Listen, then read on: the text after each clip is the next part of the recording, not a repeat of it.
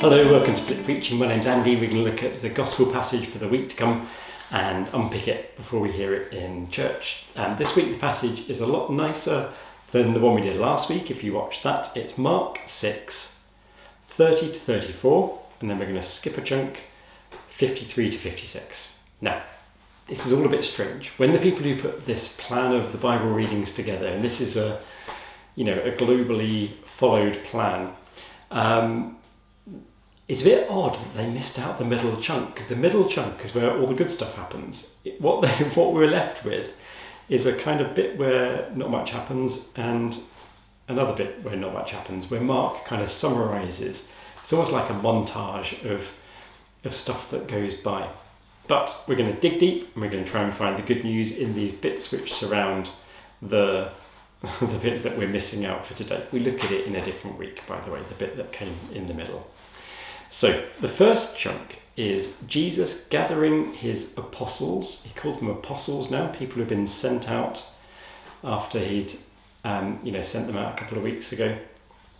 So they've been sent out, but they'd come together and they fed back what happened. Remember, 2 weeks ago, Jesus sent his disciples out with the bare minimum stuff to go and bring the good news and go and sort of stay with people and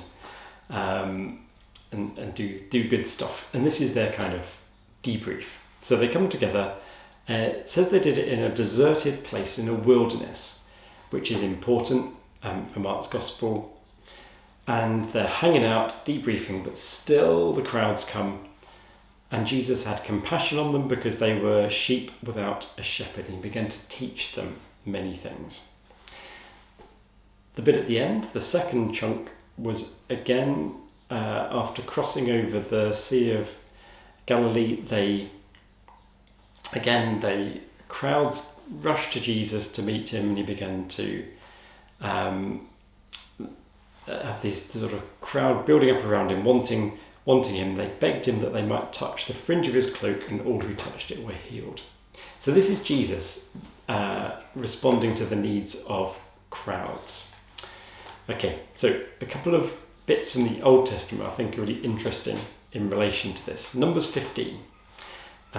It said, this is God talking directly to Moses after the Exodus.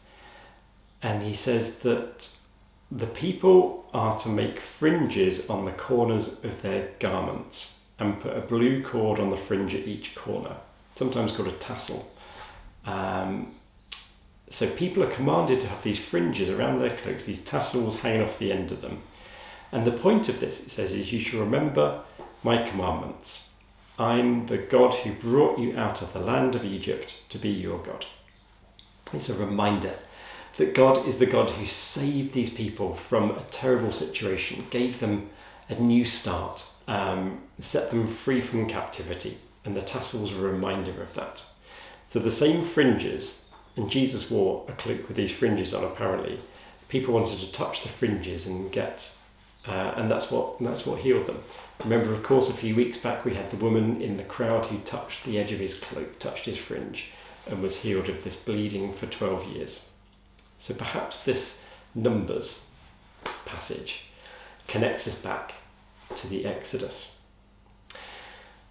Later on in Numbers 27, there's an interesting bit. This is Moses looking to hand over his legacy to someone else.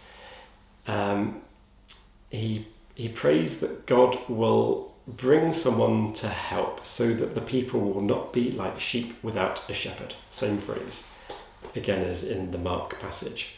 And the Lord said to Moses, take Joshua, son of Nun, and they kind of anoint and appoint Joshua to be the new leader of God's people, the new spiritual guide. Joshua is the same word as Jesus. Jesus is kind of a westernized version of Joshua, same person. So there's something going on connecting those two together as well. And then with the wilderness, at the start of Mark, it said the beginning of the good news, beginning of the victory, in other words, of Jesus Christ, the Son of God. As it is written in the prophet Isaiah, see, I'm sending my messenger ahead of you who will prepare your way.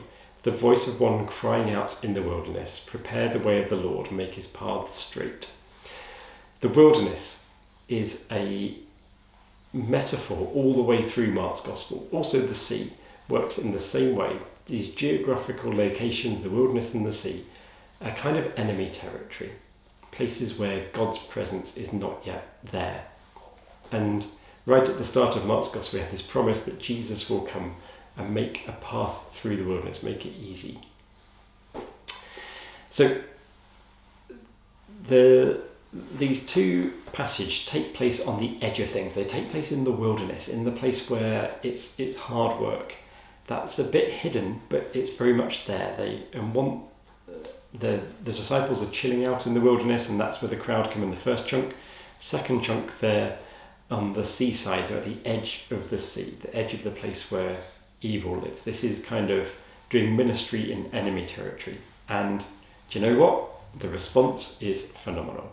When we go into places which are uncharted, when we go into places which don't really know the love of God yet, when we talk to people who seem to be distant from anything to do with church, there's hope that the response might be phenomenally positive.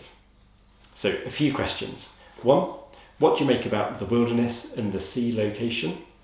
2, how do we get to help with this process of helping the shepherd find these lost sheep, which is what Jesus is all about? And number 15, what do you think about the Exodus connection? How is this like an Exodus for the people who are met by Jesus? Touching his cloak is a bit of a new Exodus happening for them. And finally, 4th, how is this good news for you and me today? Okay, thanks for watching. See you next time. Bye-bye.